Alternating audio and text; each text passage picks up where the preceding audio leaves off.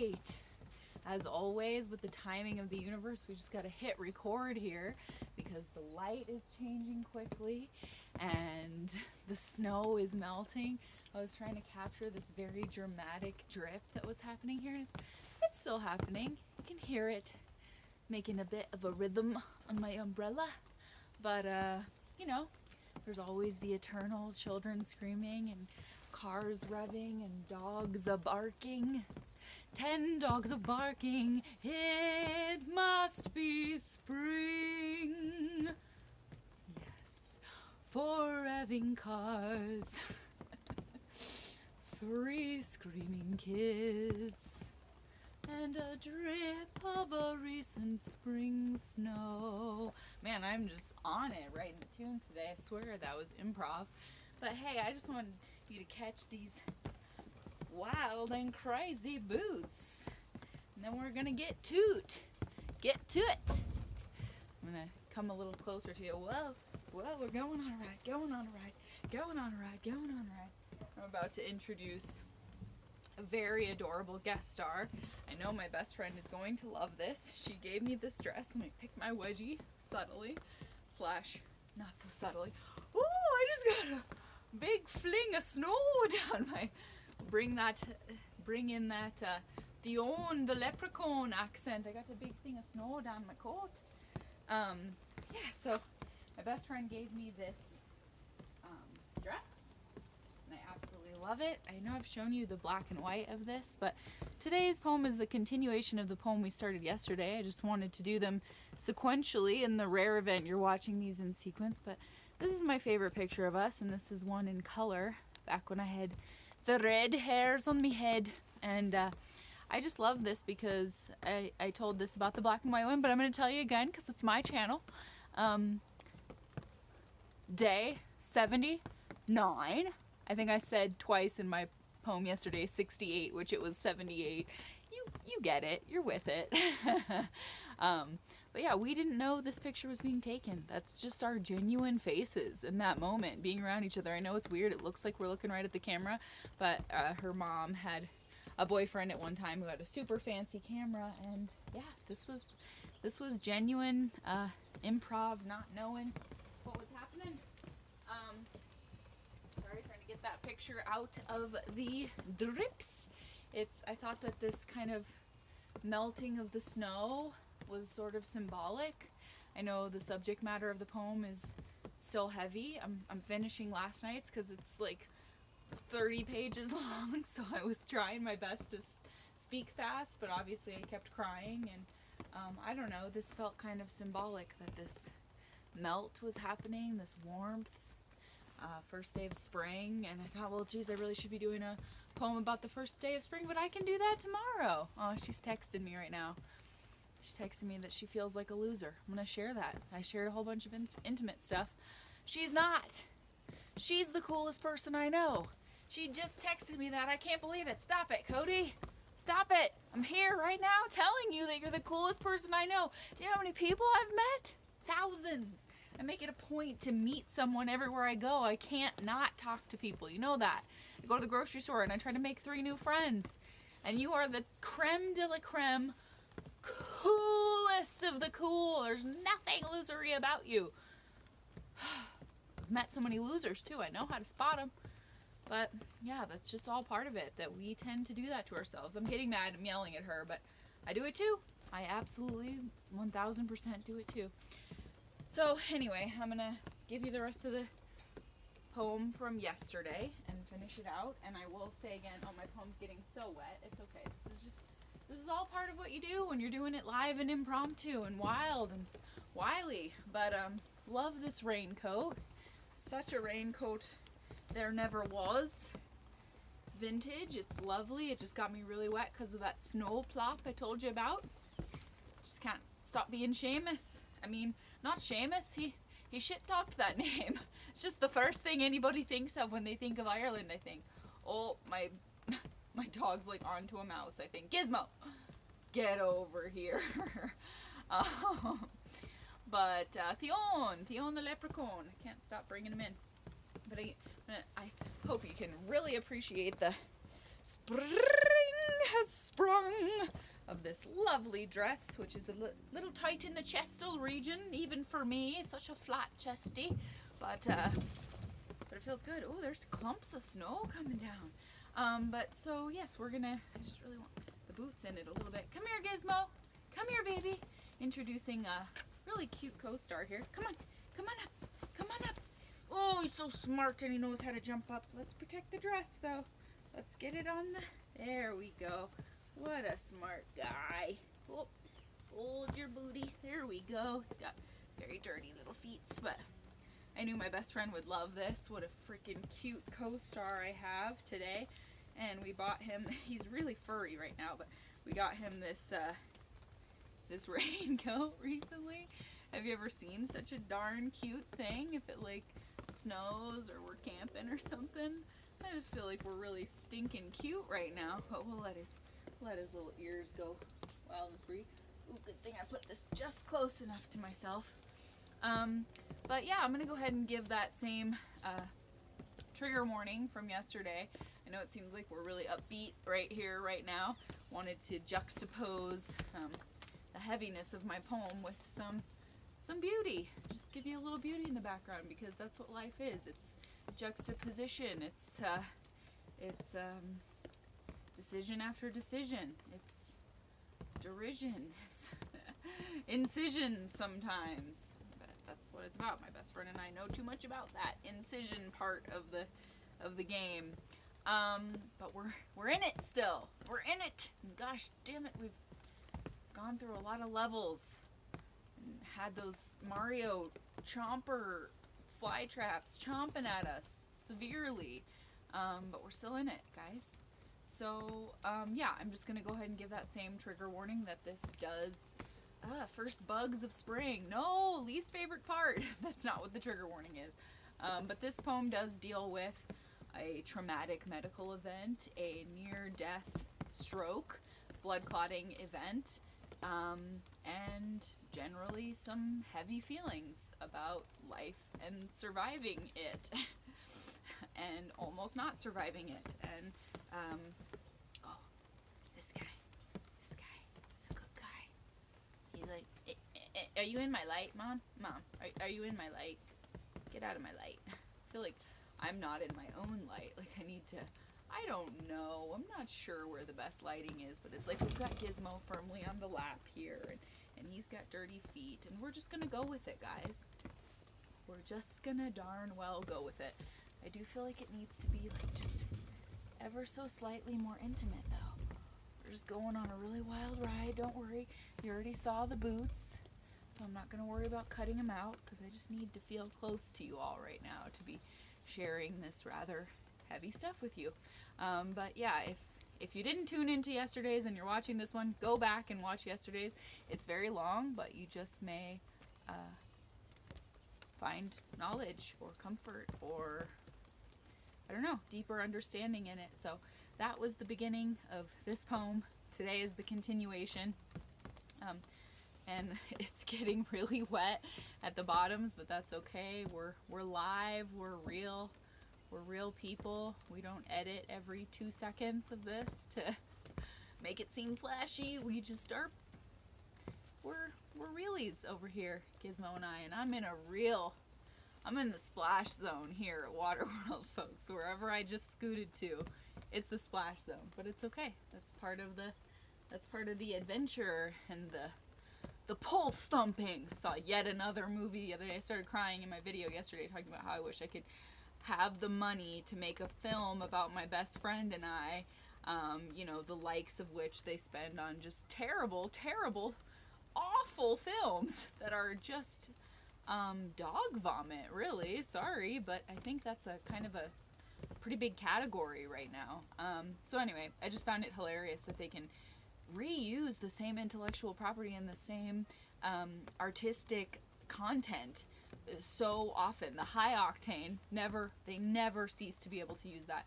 And then pulse pumping, pulse pounding. A pulse pounding adventure. There's guns, there's explosions, there's people running from explosions, there's people jumping from explosions, there are explosions inside of the explosions. They explode, and then the explosions explode the explosions. It's like cars over the bridge. Just like, can we make some movies that are about stories yet? Can we make some movies that are stories again? Please. Can you hire me to make some? I have so many good dang ideas.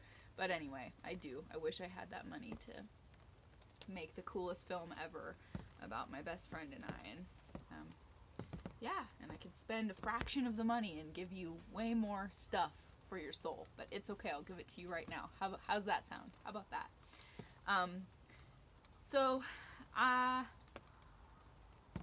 Yeah, I'm gonna read the last few lines of where we left off, and then we started when the pandemic hit. But she's I say, even so, obviously, yeah, if you're watching today, go back and watch tomorrow if you haven't seen. I mean, timeline. Yesterday is today, today is tomorrow, tomorrow is 10 years from now. Who knows? Multiverse, am I right? If you're watching today's and you haven't seen yesterday's, go watch that and then come back. But here we go. Or just watch this and try to figure out the content yourself. This is about a very, very rare clotting event and stroke and crazy near-death experience that my best friend had and continues to have. Yes, actually has currently, because it's still affecting her life very profoundly. You know, they say it can take up to 6 years before people who go experience something like she did start to feel normal, since we love throwing that word around. Yeah, it can take a really long time. So that's what this is about. And I will go back a few lines from yesterday. I say, even her slivers of wisdom are so good. Yeah, but why am I not like, oh, it's cool, I got this? Why is it never an option for my brain to just be cool? I have the worst anxiety and nausea, and my coworker's going to Europe and is so excited to drive around hungry. I told my mom that the idea of 2 weeks in a bus and hungry makes me feel so nauseous. And she's like, well, sounds fun to me. And I'm like, how do I get back to a place where adventure doesn't make me barfy? And my doctor is like, well, anytime you can walk away from a stroke is a good day.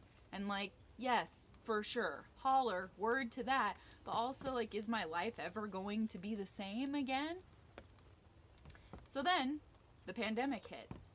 Obviously, things got worse. I vent to her. The fucking tables where I work are like a foot apart. I legit knew this was coming weeks ago, and everyone was like, nah, that's an over there problem. It's somebody else's problem. It's like, no. And even now, with the reality of it right in our fucking faces, right on top of us, people are saying, like, stop being a fearmonger, Teal. Stop panicking. I'm like, oh, cool. Yeah, we're not doing enough. We're not going to stop it.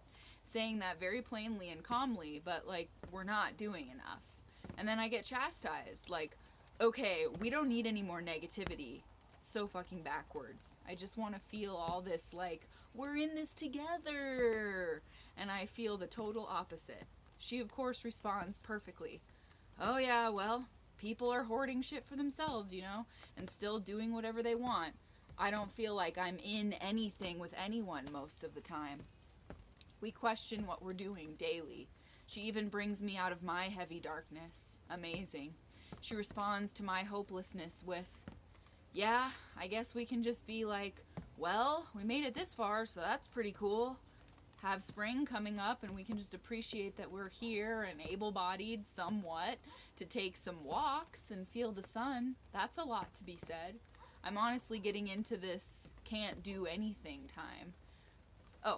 I'm honestly getting into this can't do anything time. Like I have pushed and pushed and pushed myself for a year and a half, have barely missed a beat, and finally it's like I can just take a step back after a near-death experience. How about that? It's freeing. I hate that it takes people being sick and dying for anyone to slow down even a little. Doesn't surprise me. Of course I hate that. But it just feels like I've been raked over the coals. Like for real, just realizing how drugged through the mud I feel. And I still have deadlines and shit. I was okay with the distraction, but now I'm like, yo, I need a solid month to lay on my face. Is that okay? Do you know what I went through? She tells me how she tires of everyone saying, oh, 2020 is the worst year ever. She knows she can't say anything, but she wants to be like, Would you care to read a very brief summary of my 2019 to cheer you right up?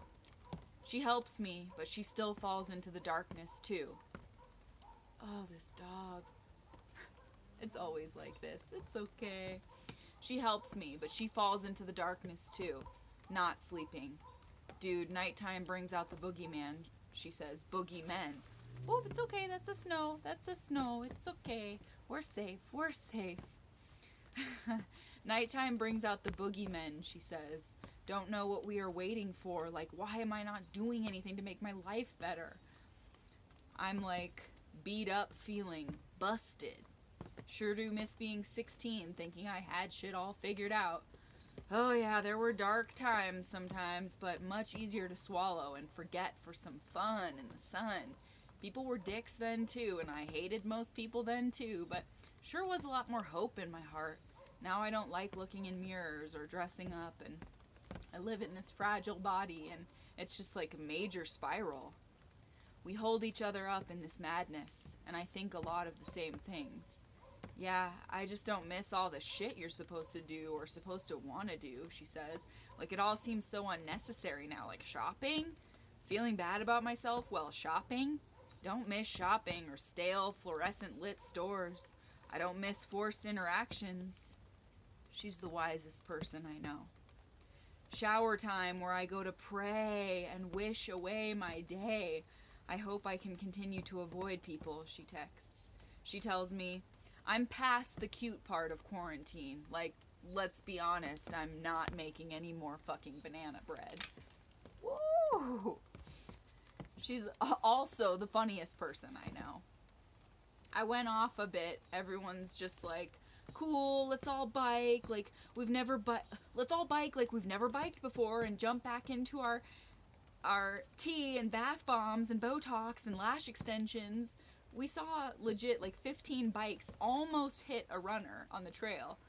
Like, we all need to be right here, right at the same spot, right now, right at the same moment. People just itching to get their fucking lattes in regular lines again. Yep, she agrees. Drive around to big ugly stores so you can come isolate inside and scroll while you shop. That's life pre and post pandemic. She's told by her doctors that getting COVID would be catastrophic for her. I go absolutely nowhere. I see absolutely no one because she is the one person I can't go without seeing. Meanwhile, my friends post Snapchat and Instagram shots of going to Vegas, riding in limos, snapping selfies on the plane with no mask, having birthday parties at home, taking shots at the bar, gathering, giving little to no fucks. My best friend is in fear every day for her life. People shrug about it because it's not them.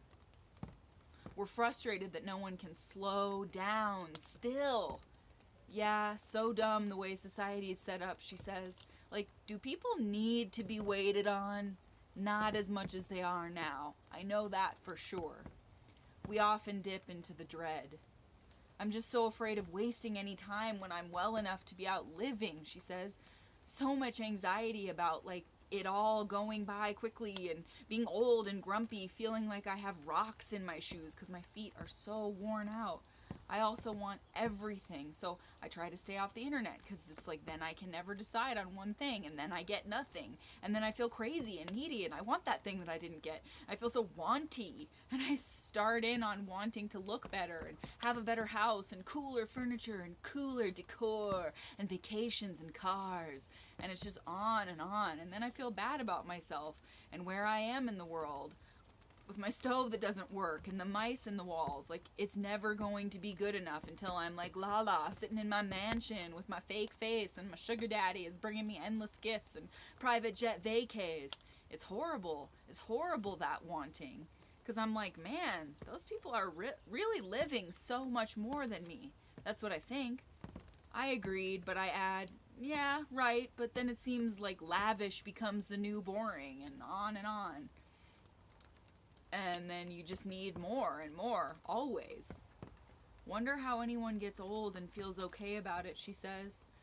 I probably need more acceptance and zen shit in my daily life.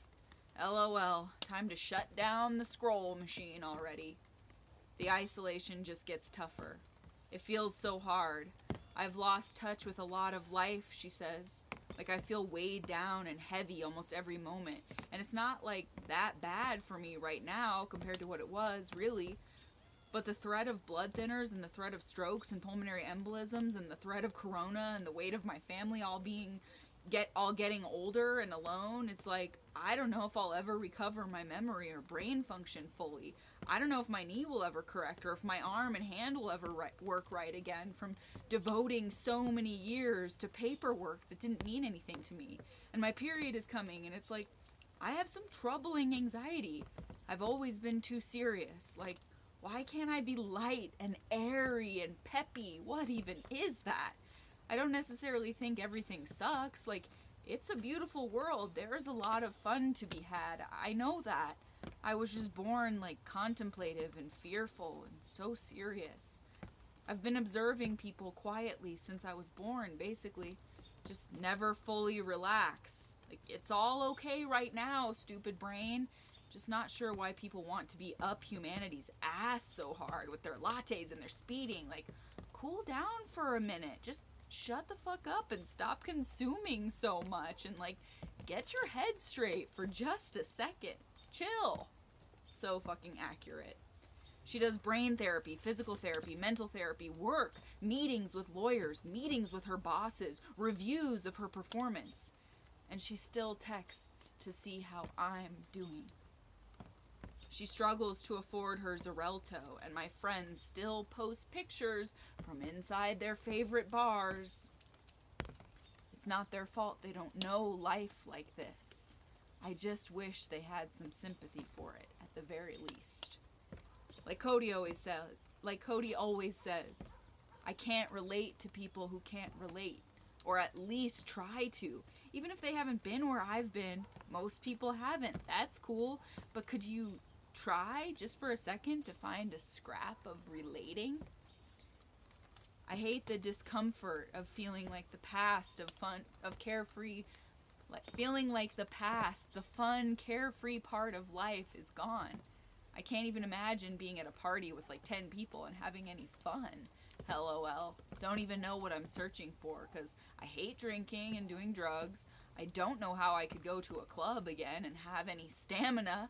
Yeah, I'd be like, I'm hot. Not in that hottie way, but like I'm hot and I'm nauseous and it smells like sweat and alcohol and my feet hurt. And I hate these people and I hate club music. I just feel so exhausted and lost. Like, where do we go when it ends? I feel like my anxiety and discomfort is increasing with age. She's learning the piano and she's hard on herself, but sounds wonderful. We both rant about our hometown being named the #1 place in the country to live. Makes me feel like a stranger in my own town, she says, as if it wasn't hard enough already. Like all these assholes came here and didn't try to tread lightly at all. They were like, stomp, stomp, tear down old, beautiful, historic houses and put up modern, ugly metal mansions. Stomp, stomp, stress the resources, stomp, stomp. We need Lululemon, stat, and bougie-ass restaurants, stat. Like, now we got girls dressing up for their job at the Foothills Mall like it's Las Vegas nightclub, being like, hey girl, hey girly. That's what they did to me the other day. Fill up that bag, girl. Hey girl, you need help, girl? Like, stop trying to make Fort Collins happen. Great, now Bill Maher is talking about the mass exodus from California. Do not move here, assholes. Too late. It's painful. She tells me crazy things about this world. I'd rather hear about that than hear about any other night of drinking, than hear about yet another night of drinking from my other friends. They had this super hot summer in Siberia, she says. It was a few years ago, and it melted this reindeer carcass that had anthrax, and then spread and killed like 2,000 reindeer and a child. It killed a child and made all these people sick. And now they're discussing like how to get rid of all the new dead anthrax reindeer bodies. They had to burn them at like 500 degrees and then bleach the land. And yet peeps know more about Jennifer Aniston than anything important happening in the world. Truth. Then the fires came to Colorado, bad ones, and threatened her land and her mom's home. It rained ash for days. We talked for hours every day, just not knowing how to feel. She tells me her coworker is having cute theme dinners every week to handle the stress. Maybe I'll try to be cute, she says. She's hilarious. I think I want to be cute too. Hashtag new life goal.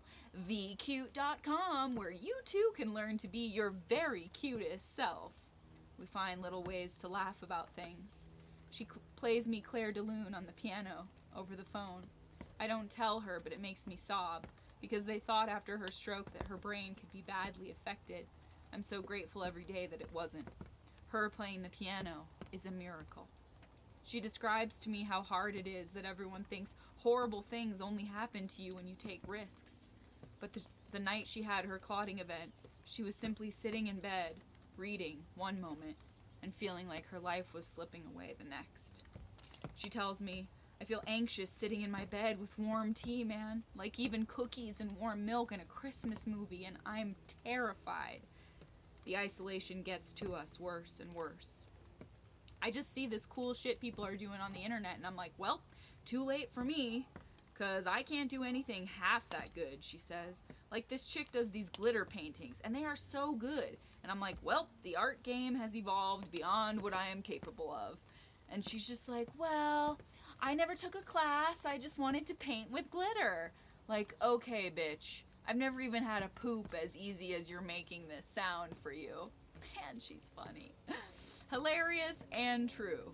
It must be so amazing to be like, then I graduated high school and moved to New York and started painting pics for Paris Hilton, and now I'm starting the next chapter of being a mom.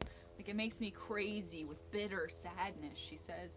Shit, I'll keep trying to stumble on that thing, though, that changes it all around for me. Boy, life is just unfair. Trump and Kardashians just living the lives, people. Painful. I don't need to be famous and loved, just like have some forward movement, she says. Simply think my boredom is separate. Oh. She says quite simply, I think my boredom is separate from the societal problems and problems of the species, honestly. Has nothing really to do with Trump or quarantine or crazy people, because honestly, I've been bored for a hot minute before all that. Yeah, you know, my goals are far less than to be celebrated. More like just to gain knowledge, gain a hobby, gain a thing I look forward to even. I think everyone wants to be seen. It's just probably not what you would expect once you get it. Like, how fleeting would that moment be? You don't know. Yeah, also the breakdown of friends and connection is pretty rough. Like, does anyone care about anyone? I'm not convinced. Do other people have friends? Just because you click like on something, are you my friend? Do they talk to each other? Does anyone dance anymore? Do people have dinner parties? Fucking internet ruining my psyche. Like if you aren't rich and a master of something by 25 or an Instagram whatever, then you're just mediocre and without hope.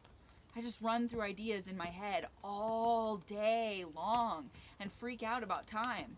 This culture sucks. She's looking at going back to school, but fighting at every step because it's very scary. I look at these classes, she says, and I'm like, help! Help me! I don't want to be responsible. I don't want to be anything, but I want to be everything. She's the wisest person I know. Yeah, I think of like a million ideas a day, and then I just never feel like one sticks.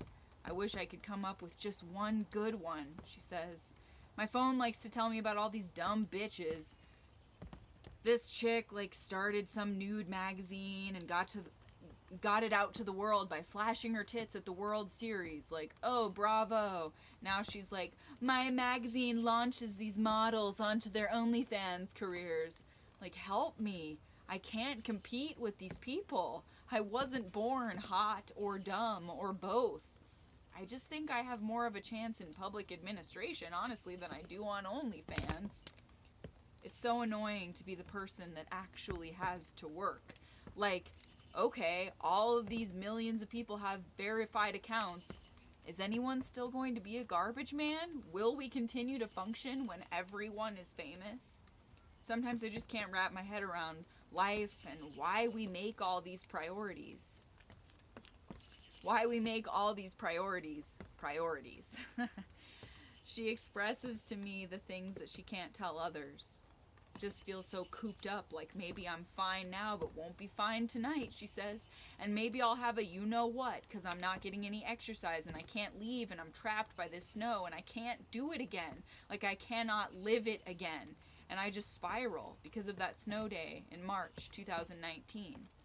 The day of her stroke was a huge snowstorm like the one we have now. So this is her freaking out just in the past few days recently, because when she had her stroke, it was a March serious snowstorm. And here we are 2 years later, March serious snowstorm. So she says she can't relive it again. And she spirals. They really make me feel like I'm about to leave this earth. I'm never going to be out of the woods either. Every day will always be a risk for me, and I just feel so miserable even though I survived. I mean, I feel better for the world, but I'll still live. I still have to live and be in my body, and that is a pretty unpredictable and dangerous place to be. No one sees that. Everyone just says, "Aren't you so happy to be alive now? Did it just wake you up?" And they look at me with this ignorance that they call positivity. I mean, I get it. They want that hopeful answer, but they don't understand one thing about it or how it feels. They want me to say, "Oh yeah, I just really see the light now," or some shit like that. But it's constant torment and uncertainty. And the doctors tell me I can't and shouldn't ride a bicycle. It's like if Corona was inside you, but you never knew when it was going to come alive. That's how I feel every day, except the death rate is way higher. Hashtag PTSD. We get frustrated daily by the screens, by the disconnected drone of it all. Not to be mean, she states. Like, we all have screen addictions, but it seems like most people aren't even trying to fight it a little bit. Like, I cannot be the work 5 days a week, then sit around looking at a screen every night and every weekend person. I won't do it. Shit gets more and more real. She feels a bit sick and goes to get tested for COVID-19. She tells me, when I was filling out the, COVID symptoms, should you get tested CDC thing, it was like, do you have a blood disorder? Do you have vascular issues? These are the high-risk issues. These are the high-risk questions. Have you ever had a thrombotic event, like a stroke? I'm like, oh, cool, so you're telling me I'm fucked. Now I just have to live in here with Ham and get real good at something, or fucking make more bread or something. I feel like I'm not living for me. Like, this isn't the life I want. Aren't we all supposed to be, selfish about the life we want? Isn't that what we're told our whole lives? And then you get to adulthood and it's like, well, everything sucks and that's just how it is. I feel like if I try and say what I want my life to be like, then it isn't realistic. Like, I'm in this middle age, nobody cares anymore. Like, I'm in this middle age, nobody cares anymore. I should have figured it out by now zone. She tells me about this hilarious old man being the first to get the vaccine in London. Kenyon described getting to the hospital and the lunch he had before, the report says. Of course, I couldn't damn well find anywhere to park my car, so I was late, he quipped. Anyway, I'm here now. I got inside and they put me on a list. I went off and had a rather nasty lunch, and then came back and they were ready for me. He's hilarious, Cody says. She loves the opinions and words of the elderly and has always respected them and asked for their stories. He is so unexcited, she says. I love it. Well, he said, there's no point in dying now when I lived this long, is there? Martin Kenyon, the London man, bluntly told CNN outside Guy's Hospital on Tuesday. Being old must be very exhausting, really. She, of course, nails the whole thing with one sentence, as per usual. We made it through Christmas with some amount of cheer. We decorated, which felt like a real feat. We did our best to clear mental debris and share love with each other. The struggles kept coming, however. A friend of mine commits suicide, and the Zoom service leaves me feeling so scared and hollow. I express the strange feelings to her, and she answers bluntly, but totally accurately. Yeah, man, I get it. I'm like, hey, if I didn't hear from you in 2019 of all years, just don't come to my funeral, okay? Ever. We find little ways to cope and even joke about how horrible and heavy it all feels. She says, "It's like I'm still working a lot, but because I'm home and not exhausted from being at an office and traffic, etc., like I've learned how to cook in a month. Something I have avoided and hated mostly my entire life due to exhaustion. Like, man, oh, man, all I needed was a little time. What a novelty. What else could I do if I was freed from this office burden, this restriction, this we need you at all times?" I tell her again that she is a bona fide writer. She has such a way of saying things. She brushes it off. "Ha ha, just me speaking my truth," she says. We struggle with the reality and the could-be's. "I hate to admit it out loud," she says, "but quarantine was a relief for me. 2 brain injuries later, I'm so happy I don't have to participate and go to 10 unnecessary meetings a week to talk about the same shit we talked about at the last meeting. Everyone's always like, just do what you want, do what you love." And I feel like I will never know what that is, I guess. I feel pretty lost between that ideal world of do what I want and what sings to my heart or whatever, and the real world that's pay your bills, bitch, and keep up at any cost. But yeah, not I want to go deeper down the hole of normalcy. Seems like everyone else does. I just have to pretend I'm Warren Buffett, I guess, or a Wall Street trader, and then I'm like, okay, I guess this could be somewhat interesting to study money, lol. But usually I'm like, do something interesting, you idiot. You only have so much time on this earth. It makes me feel cray that I can't find my lane. Honestly, I'm pretty good at dancing and music, but I'm probably not gonna go to the ends of the earth and start an Instagram and try to capitalize on those things. I just want an interesting life with some beauty, with some color. But then, even to drive the Oscar Mayer Wienermobile, you have to have a degree. But I can't get any dancing in my life, really? Any costumes, any glamour? I want to be on stage with costumes and smoke and lights crushing a dance number, not at some drag of an awkward social thing nodding to nonsense. And I want her to have that dancing, to feel like singing. I want the world for her.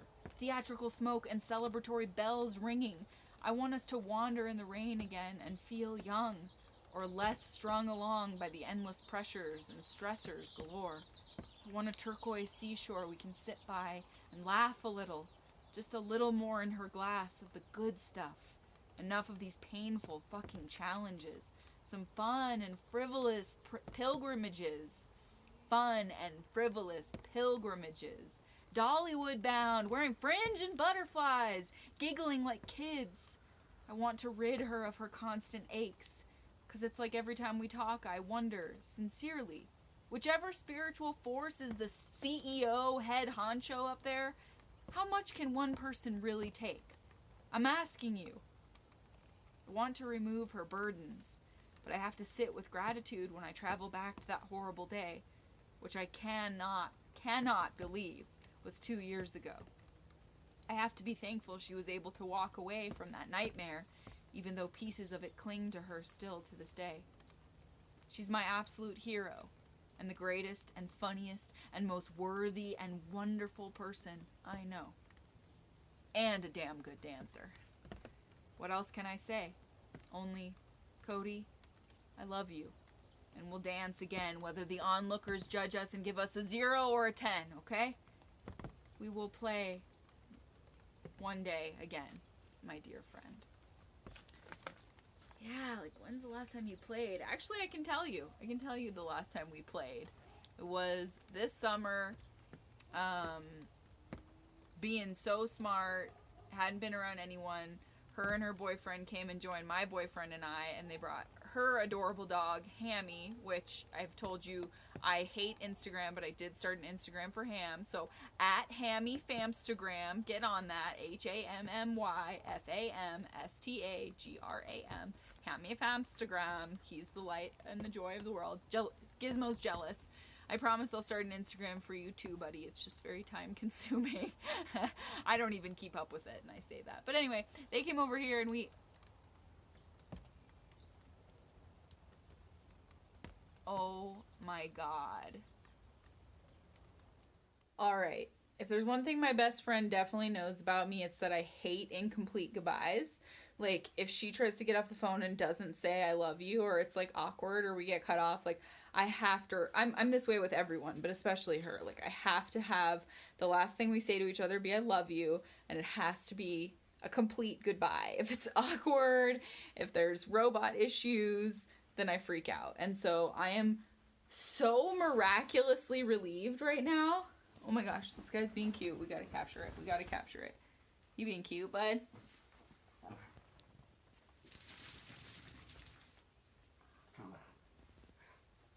Oh yeah, he's being cute. Oh, look at that yoga pose. Oh yeah. He's feeling very wet as well. I'm sorry, this is just too cute. We came back.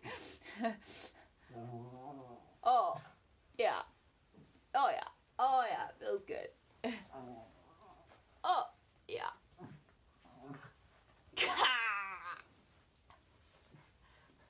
How it feels to be in quarantine, baby. Good boy.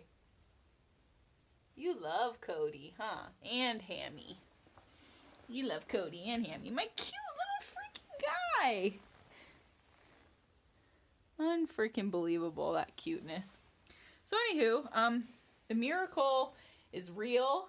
My phone is not working that great because planned obsolescence, and they force you to get a new one every few years, and if you don't, then the matrix bugs start crawling through to just make all these crazy random issues. So, I thought I was doing okay. It said battery low, but I was like, well, we good for a little bit, and then it just shut down. And I panicked because my hair is so wet, and that story took so long to write and so long to bring to you, and I'm soaking wet and cold, and so is Gizmo. Look at his little frickin' emo bangs, for goodness sake. But I was panicking, and because I've had it happen before where, like, this phone, which was sold to me under the guise of unlimited storage, is now not doing that, so I have to shuffle things over to my computer, and my computer is now saying it's maxed out, even though I've never used it for anything more complicated than just, like, pictures. So it's like you gotta have some $1 million computer, I guess, to be able to, like, finish a real project. But I'm amazed. I'm shocked. Thank you, technology gods. I know I'm talking shit, but hey, things can be both ways. I am full of gratitude that my first half of this actually worked, but I wanted to come back and say goodbye because I hate incomplete goodbyes. I'm glad we got through it, but I was telling you about the last time we played, the last time we had fun, is that Cody and her boyfriend and Hammy came over, and we had a luau in my backyard, and it was so much fun. Maybe I'll add, like, a little video from it as some, like, bonus footage if they let me, because it's really funny. I have this great, these vintage Hawaiian records, albums, and we took my little portable cheapo record player out into the backyard, set up the sprinkler, the Mickey Mouse sprinkler, and hammock and pillows and super tasty snacks and vintage Hawaiian music. I think we had, like, berries and whipped cream, and it was really hot and lovely, and we just had the best luau and ran through the sprinklers like children, and it has been, I think, 15 years since I really, like, ran through some sprinklers in a whimsical, carefree, devil may care kind of way, and just, I guess that's more for, like, a film noir, devil may care, but I think it fits, when you're just like, yeah, luscious enjoyment is what matters. So yeah, we just ate whipped cream and ran through the sprinklers, and not even, like, we've all done this, where you're, like, trying to kind of act whimsical, but you're still feeling pretty old and your neck hurts and you're like, yeah, woo, but you're feeling pretty, like, worn out. But it wasn't that. It was like we actually all just let go and gave in to the childlike spree and wonder of it all, and we're like, just running in it and dancing to luau music. And I even set up, like, cute little, we had leis, and actually when Cody and I talked about how I was gonna be famous in Hollywood, and she was gonna make sure I didn't do stupid things and manage all my money and run all the companies and run all the businesses, which is still my dreams and intentions. But we, when we thought that like shopping at Party America for your kitchen goods was like a grown up thing, we had this whole vision of having like a luau kitchen that was like 1950s black and white tile floors meets like luau. So we bought ourselves all these like very cheap, like plastic pineapple cups and such. So I even set it up cute like that and had hula dancer little cutouts. And so yeah, that's the last time we played. That was this summer. But that being said, hadn't played before that, like played, like really like playful, in way too long also. So time to incorporate that back in. And thanks for joining me today. Day 79. Feeling pretty in line, pretty aligned actually. Did some yoga today for the first time in a long time. It was a free class for anxiety yoga, which is, I was like, oh, that's my jam. That's what I need. But I feel really good to get that story out. Last night was obviously the more weepy part. I think today I just needed to sit in the sun about it to finish it out, and I think it was symbolic and appropriate and, an analogy kind of for how it be. Just the snow gets you stuck, and it melts, and it nourishes the plants, and it causes wrecks, but it feeds the earth, and it does a great many things. And the storm doesn't have to be weather related. There are many storms in our lives. So thanks for doing some of that very intense processing with me and being a part of this whole journey with me.